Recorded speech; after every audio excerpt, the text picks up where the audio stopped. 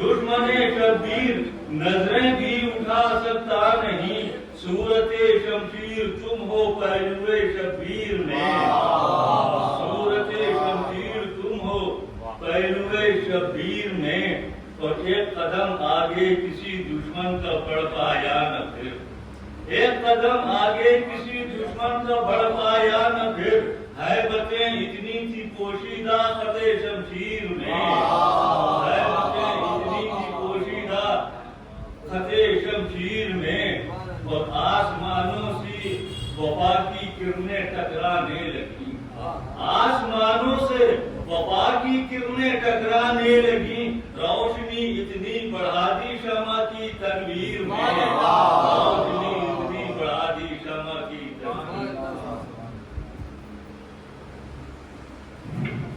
گزارش ہے شاعر عرب جناب اجاز زیدی صاحب سے میں منظور نظرانہ عقیدت پیش فرمائے، ایک بار بلند نعرہ سلوات۔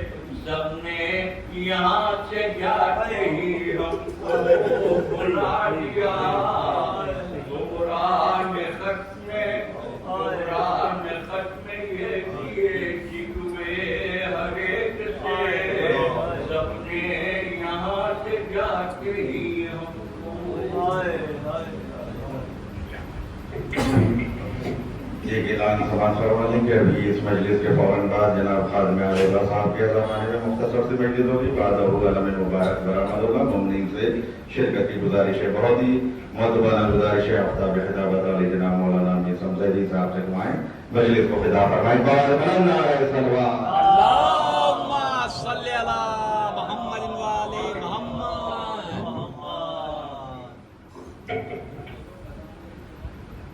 فاتحہ۔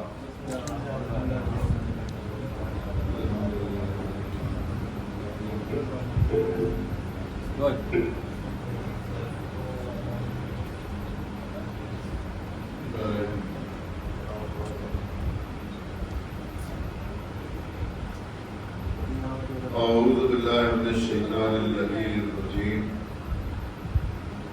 بسم اللہ الرحمن الرحیم، الحمدللہ رب العالمین، والصلاة والسلام علی سیدنا و نبینا و شفیعنا و مولانا و مولا الثقلین جد الحسن والحسین ابی القاسم محمد۔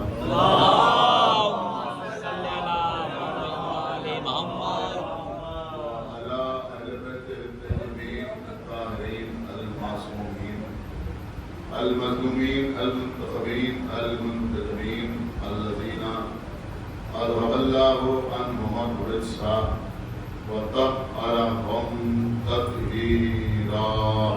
اللہم صلی علی محمد و آل محمد۔ ورحمة الله على أعدائهم أجمعين من الآن إلى يوم الدين، أما بعد فقد قال الله سبحانه تبارك وتعالى في كتابه المجيد وفرقانه الحميد وقوله الحق، بسم الله الرحمن الرحيم، وما تشاءون إلا أن يشاء الله۔ صلوات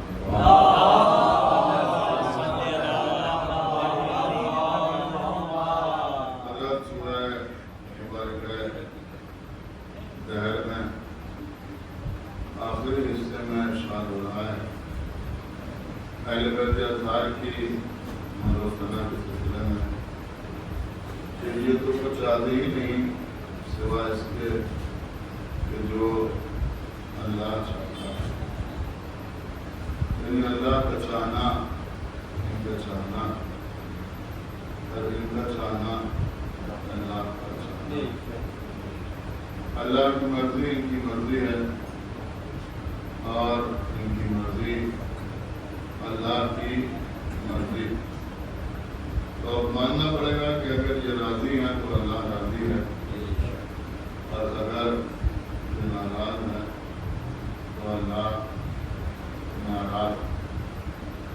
میں سمجھتا ہوں کہ اگر کوئی اس مسئلے کو بہت واضح انداز میں سمجھنا چاہتا ہے تو اس کے لیے بہترین مثال ہے کہ سرکار سید الشہداء حضرت امام حسین علیہ السلام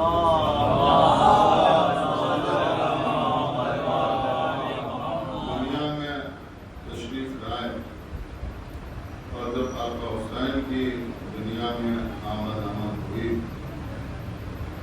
تو آسمان سے فرشتوں کا نزول ہونے لگا۔ پیغمبر مولا علی اور بی بی زہرا کی خدمت میں تہنیت پیش کرنے کے لیے ان فرشتوں کو لے کے آ رہے تھے جبرائیل امین، آگے آگے جبرائیل سردار کی حیثیت سے، پیچھے پیچھے فرشتوں کا لشکر۔ ایک فرشتہ تھا جس کا نام فیدروس تھا، ہماری زبان میں یہی تلفظ رائج ہے، نام تھا فیدروس۔ اس نے اللہ کے سامنے اپنی طاقت پر، اپنی قوت پر کچھ ناز کیا تھا، لیکن اللہ کو برداشت نہ ہوا، گوارا نہ ہوا، اور اللہ نے اس کو پہلے 70,000 والوں پر اور عطا کی، اس لیے کہ اس نے اللہ نے کہا کہ میں دیکھنا چاہتا ہوں کہ تم نے کتنا بڑا عرش بنایا ہے۔ تو 70,000 بالوں پر اور عطا ہوئے، یا پھر یوں سمجھ لیں کہ اس کی قوت پرواز میں، اس کی طاقت میں 70,000 گنا اضافہ، 70,000 گنا اضافہ کر دیا۔ لیکن چونکہ اللہ نے اپنے عرش کو عظیم کہا تھا، لہذا فرشتے سے بھی یہ ممکن نہ ہوا کہ جسے اللہ نے عظیم کہا ہے اس کی حد مانی۔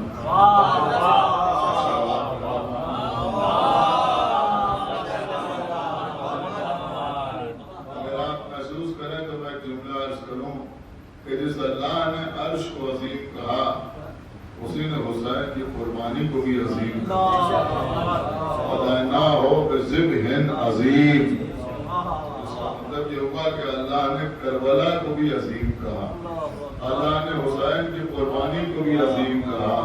تو بھیا جسے اللہ عظیم کہہ دے پھر کسی میں یہ طاقت و قوت نہیں ہے کہ اس کی عظمت کا اندازہ لگا سکے۔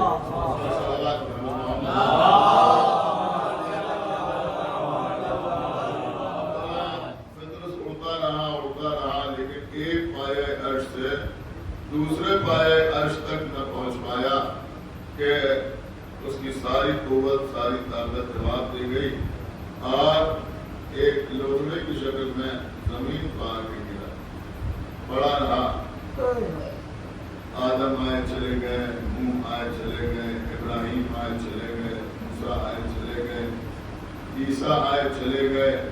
اللہ نے اس کو زندہ تو رکھا لیکن اس میں اب قوت پرواز نہیں تھی، ایک جگہ سے دوسری جگہ نہیں جا سکتا تھا۔ لیکن جب فرشتے آئے آسمان سے تو یہ بھی فرشتہ تھا، جانتا تھا کہ اتنی کثرت سے فرشتوں کا نزول قیامت میں ہوگا، لہذا اس نے جبرائیل کو پہچانا اور پہچاننے کے بعد جبرائیل سے کہا کہ کیا قیامت آ گئی؟ تو جبرائیل نے کہا کہ قیامت نہیں آئی ہے بلکہ امامت آئی ہے۔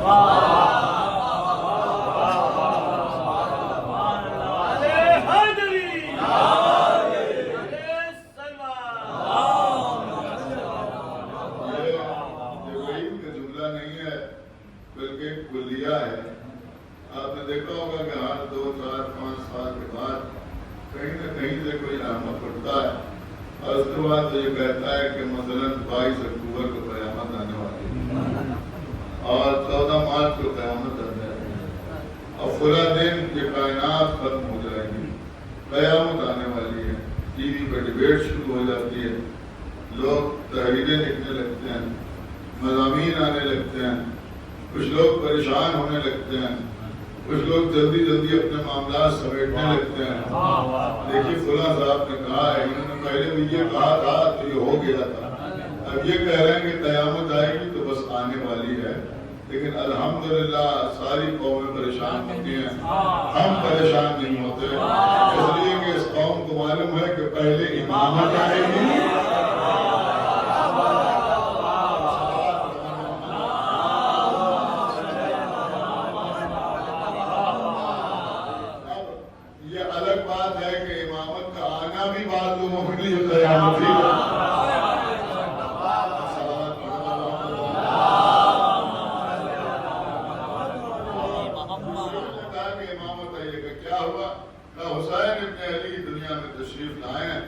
اللہ نے ہمیں بھیجا ہے کہ جاؤ اور جا کر حسین کے گھر والوں کی خدمت میں مبارکباد پیش کرو۔ لہذا ہم جا رہے ہیں اللہ کے نبی کی خدمت میں مبارکباد پیش کرنے کے لیے۔ تو فطرس نے کہا کہ اگر مناسب سمجھو تو ہمیں بھی اپنے ساتھ لے کے چلو۔ جبرائیل نے کہا کہ پہلے میں اللہ کے رسول سے اجازت لے لوں تب تمہیں لے کے چلوں۔ جبرائیل آئے، پیغمبر سے اجازت لی اور پھر فطرس کو اپنے ہاتھوں کو اٹھایا اور لے کے آئے۔ لیکن ایک بات میں ضرور آپ کی خدمت میں عرض کروں گا کہ فطرس نے اللہ کے سامنے اپنی قوت و طاقت پر ناز کیا۔ اللہ نے سزا دی، ملزم نہیں تھا، सजा याफ्ता मुजरिम, सजा याफ्ता मुजरिम था, लेकिन पैगंबर से आके जिब्राइल ने इजाजत मांगी तो इजाजत मिली। ये कॉन्सेप्ट जो लोग पेश करते हैं कि मसलन फर्श अज़ा पर गुनाहगारों को आने से रोकी, अरे भैया तुम फर्श अज़ा की बात कर रहे हो, मकसद नमाज क्या है?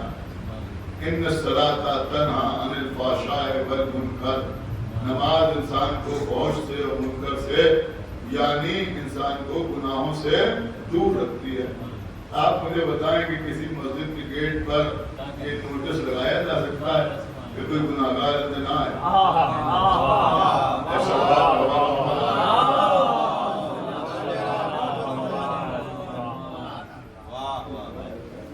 गुनाहगार अंदर ना आए। देखिए आप नमाज में ना खड़े हो जाइए, अतई पतई जो नमाज पढ़ाने वाला ऊपर टिका है कि भाई बस जमात में वही लोग खड़े हों जो गुनाह ना करते हों, हैं, जो बेगैरती न करते हों, जिनके घर की खवातीन बेपर्दा न घूमती हो। बस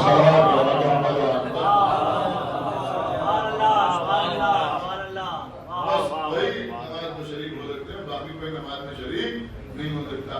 आप अपने इलाके के किसी आलिम से पूछिए, शहर के किसी आलिम से पूछिए, किसी मर्द तकलीफ से पूछिए कि क्या ऐसा कोई नोटिस मस्जिद के बाहर लगाया जा सकता है?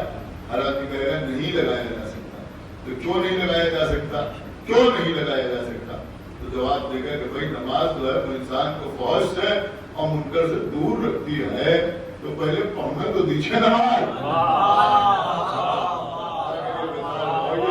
पहले पढ़ना तो दीजिए नमाज। जब आप आने ही नहीं देंगे मस्जिद में तो फिर क्या वो गुनाहों से दूर होगा, क्या फौज से दूर होगा? यही मसला यहाँ भी है कि पहले आना तो दीजिए फर्श अज़ा पर।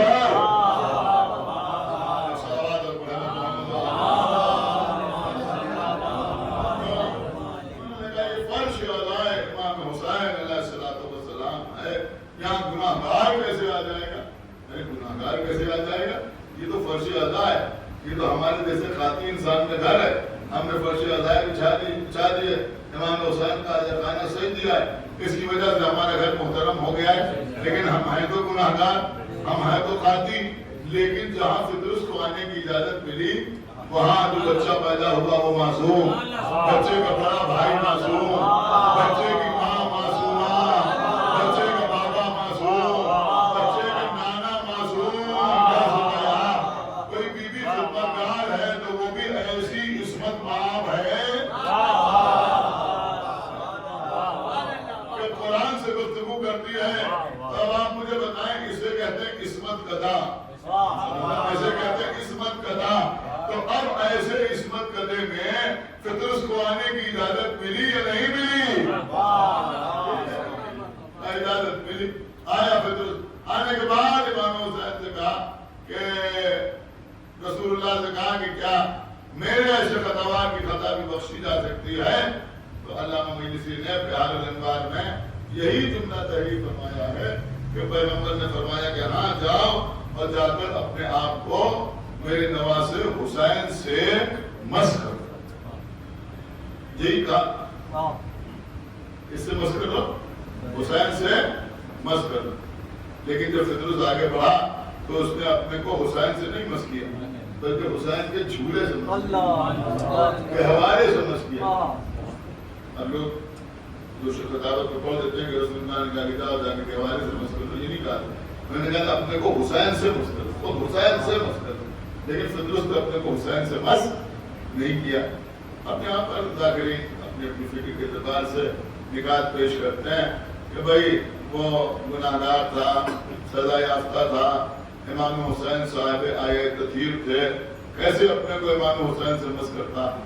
अगर क़िबला ये बात होती तो रसूलुल्लाह हुक्म ही न देते, रसूलुल्लाह हुक्म ही न देते। अब यहाँ निहायत पढ़े लिखे हज़रात मौजूद हैं, शुहरा बैठे हुए हैं, आप और ऐसे लोग भी बैठे हुए जो बाला जो बुनियादी मसाइल में शरीयत के उनसे भी वाकिफ हैं। मैं एक जुमला आपकी खिदमत में अर्ज़ कर रहा हूँ कि जो आप सोचते अपने को कैसे मस कर लेता, वो गुनाहगार था, इमाम हुसैन साहिब आए तथीर थे, लेकिन क़िबला इमाम हुसैन की तहारत आमिर खलील वाली कहावत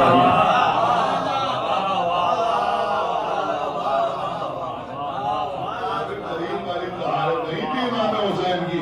यहाँ तो मसला है कि अगर अपने को ये इमाम हुसैन से मस करता तो मस होने से पहले माफ कर दिया जाता, पहले बालों पर मिल जाए, लेकिन इसने अपने को मस नहीं किया। आप समझे ये फितरुस ने क्या किया? ये फितरुस ने अपने को जो झूले से मस किया तो उसने हम पर एहसान किया।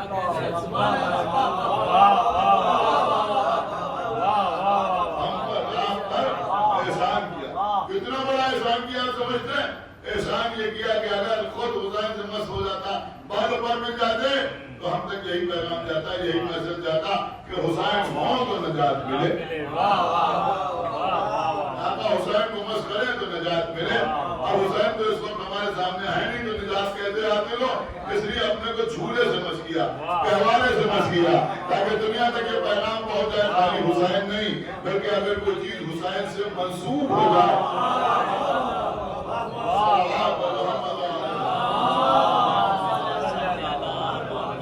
वो भी दुनिया नजात होती है, वो भी नजात अता करती है।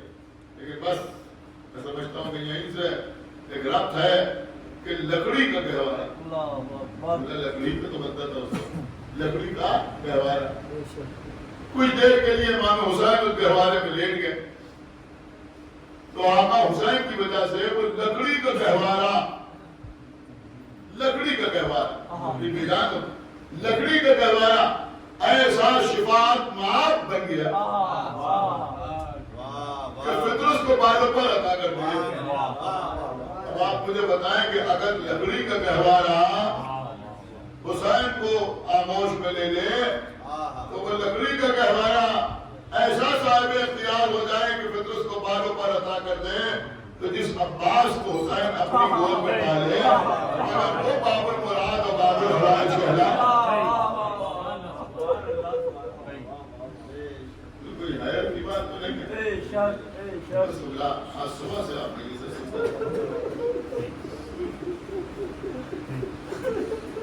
आप यकीन माने अजीजों,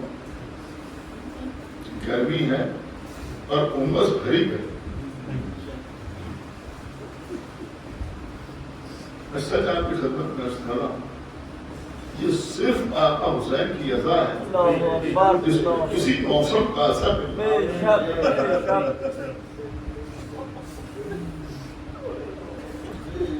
वरना इस मौसम में इतनी रात दिन भर मजलिसें करने के बाद अब मैं समझता हूँ ना हमारे जैसे के लिए मजलिस पढ़ना मुमकिन, ना आपके लिए मजलिस सुनना मुमकिन। ये पैरों की कुव्वत नहीं, ये हाथों की कुव्वत नहीं, ये आंखों की कुव्वत नहीं, ये कानों की ताकत नहीं है, ये हमारे जिस्म की ताकत नहीं है, ये सिर्फ मोहब्बत की ताकत है।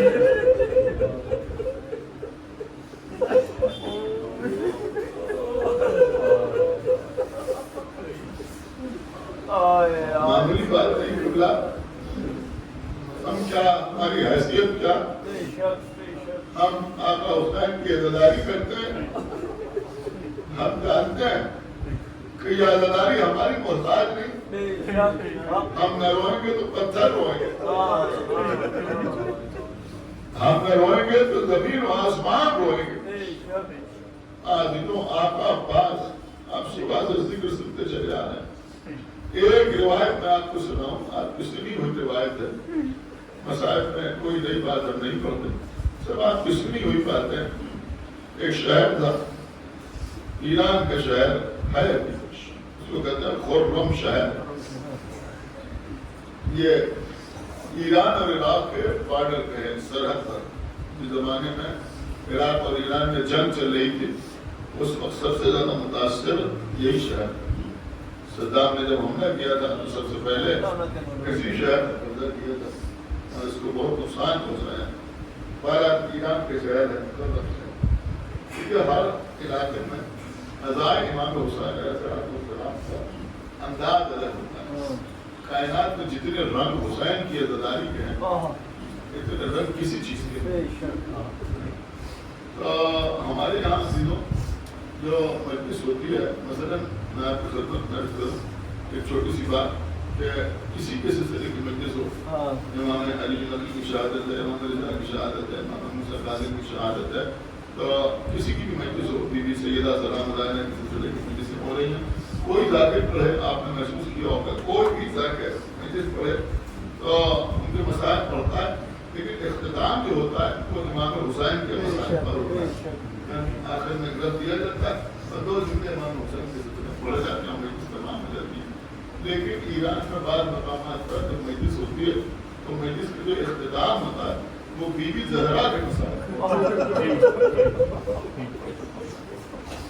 بی بی زہرا کے مسائل کا ہوتا ہے، یعنی آخر میں بی بی زہرا کا تذکرہ ہوتا ہے اور اسی کے اوپر مجلس تمام ہو جاتی ہے. تو ہر جگہ میں الگ الگ طریقے ہیں مولا قبول کرنے والے.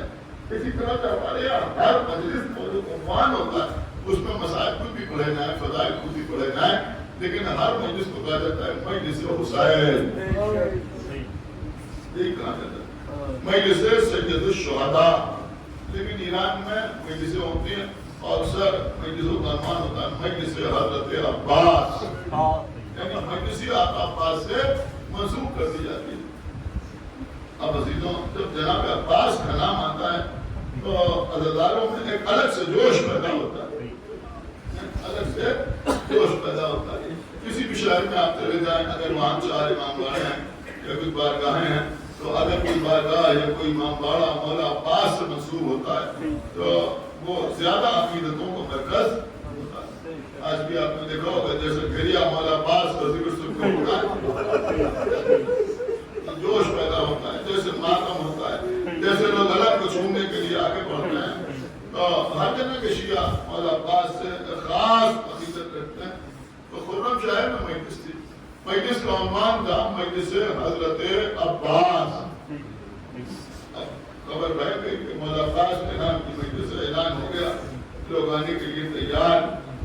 ایک شخص کا پیدائشی معذور تھا، چل نہیں پاتا تھا، بالکل بیٹھا رہتا تھا، چل نہیں سکتا. اچھے گھر کی فرد تھا اور گھر میں اور لوگ بھی تھے، اس کے بھتیجے تھے، اس کے بھائی تھے، دیگر افراد تھے، یہ بیچارہ خود نہیں کر پاتا. لیکن مولا عباس سے بڑی محبت کرتا تھا. جب اس نے سنا کہ مولا عباس کے نام سے مجلس ہو رہی ہے تو اس نے اپنے بھتیجوں سے کہا، اپنے بھائیوں سے کہا، اپنے بھائیوں سے کہا کہ مجھے بھی لے کے چلو. وہ لوگ اسے اٹھا کے لے کے آئے، دیوار سے ٹکا کے اسے بٹھا دیا. ہاتھ وغیرہ سلامت ہے، بس چل نہیں پاتا، پیروں میں درد نہیں شروع سے. تو دیوار سے ٹکا کے بٹھا دیا. مجلس شروع ہوئی، ذاکر نے مسائل پڑھنا شروع کیے. اب ذاکر مسائل پڑھتا جاتا تھا، لوگ روتے جاتے تھے. مولا عباس کے مسائل پڑھے جا رہے تھے.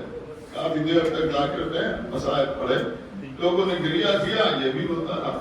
جب مجلس تمام ہوئی تو اب ماتم شروع ہوئے. یا عباس یا عباس، لوگ ماتم کرنے لگے. دھیرے دھیرے ماتم میں جوش پیدا ہوا. اب سب کھڑے ہو کے ماتم کر رہے ہیں، لیکن یہ معذور آدمی دیوار سے لگا بیٹھا، بیٹھے بیٹھے ماتم یا عباس یا عباس یا عباس. سب اسے جانتے تھے تو کسی کو حیرت ہی نہیں ہو رہی کہ کیا کر رہا ہے، اس لیے کہ آقا عباس کا ماتم کر رہے ہیں. 15-20 منٹ جب ماتم ہو چکا اور ماتم میں اور جوش پیدا ہوا اور جوش پیدا ہوا، ایک مرتبہ اہل محلہ نے دیکھا کہ وہ معذور آدمی بیچ میں آ کے کھڑا اور کھڑے ہو کے دونوں ہاتھوں سے عباس کے